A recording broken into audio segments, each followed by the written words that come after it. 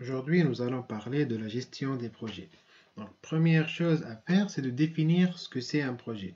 Un projet est un ensemble de tâches complexes qui ont généralement une grande envergure et dont l'union est non répétitive, c'est-à-dire qui ne font pas partie des activités quotidiennes d'une entreprise et qu'elle réalise donc de jour en jour. Un projet est toujours unique et implique un investissement de ressources, que ce soit des ressources financières, mais aussi une main-d'œuvre, mais aussi de temps et des machines. La réalisation du projet doit être toujours limitée dans le temps, c'est-à-dire qu'on doit connaître quand est-ce que le projet va commencer, quand est-ce que le projet doit se terminer. Les tâches qui composent un projet, étant donné que le projet est un ensemble de tâches, doivent être cohérentes, c'est-à-dire qu'on connaît le lien entre les différentes tâches du projet.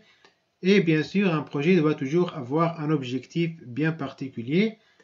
Et pendant la réalisation du projet, nous allons bien sûr respecter certaines contraintes afin de bien mener donc à terme notre projet et de réaliser des objectifs, que ce soit de qualité ou monétaire, etc.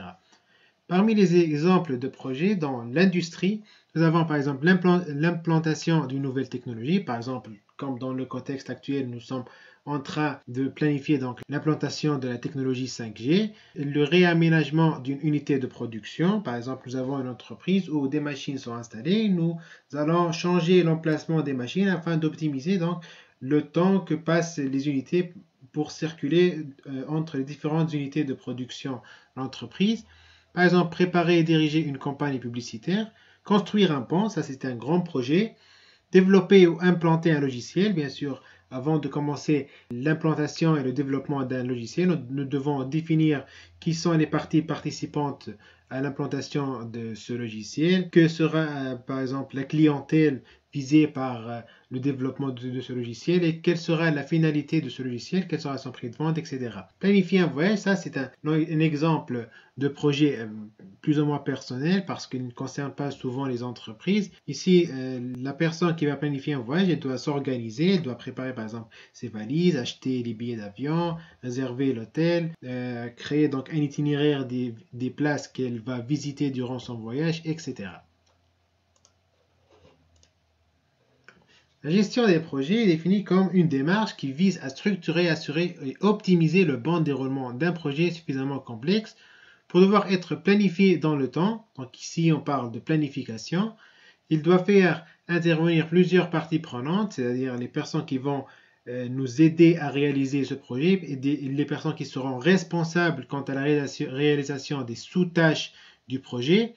Et il doit bien sûr suivre des enjeux opérationnels et financiers, c'est-à-dire qu'il doit respecter des contraintes, mais aussi optimiser les coûts qui vont être déployés pour la réalisation de ce projet.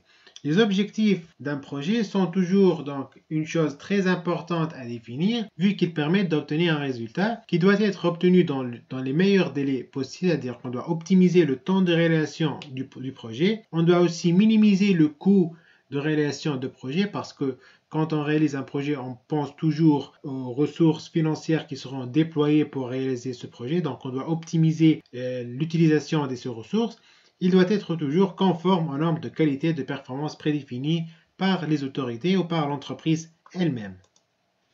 Les étapes de planification de projet sont trois essentiellement. Nous avons trois grands axes pour les étapes de planification de projet. Premièrement, on doit connaître l'organigramme technique ou l'ensemble des tâches à réaliser ainsi que la finalité du projet lui-même. Donc ici, on parle de la définition et l'organisation du projet. On doit définir les buts et les objectifs du projet. On doit identifier toutes les activités de ce projet et le lien qui existe entre ces différentes activités, c'est-à-dire que qui va précéder qui va suivre qui. On doit aussi déterminer les durées de chaque activité. Ces durées-là peuvent être soit déterministes ou stochastiques. Et on doit identifier l'ordre d'exécution, comme je viens de le dire, c'est-à-dire qui est le successeur de qui et qui est le prédécesseur de qui. Ensuite, nous passons au deuxième axe des étapes de planification d'un projet, c'est-à-dire la planification. Ici, on doit établir un calendrier d'exécution du projet et on doit aussi calculer les ressources nécessaires, que ce soit de la main-d'œuvre, des machines, des moyens de transport, des ressources financières, mais aussi toute autre ressource qui va être nécessaire pour bien mener à terme le projet. À la fin, le troisième grand axe est le suivi du projet. Ceci arrive quand le projet a été entamé. On vient de commencer le traitement du projet. Ici, nous allons faire le suivi des ressources, des coûts et de la qualité du projet. Donc, le projet est en train d'être réalisé. Il y a des personnes qui vont faire des inspections, des vérifications pour voir comment les ressources qui ont été mises en place ont été exploitées par les personnes qui sont en train de réaliser le projet.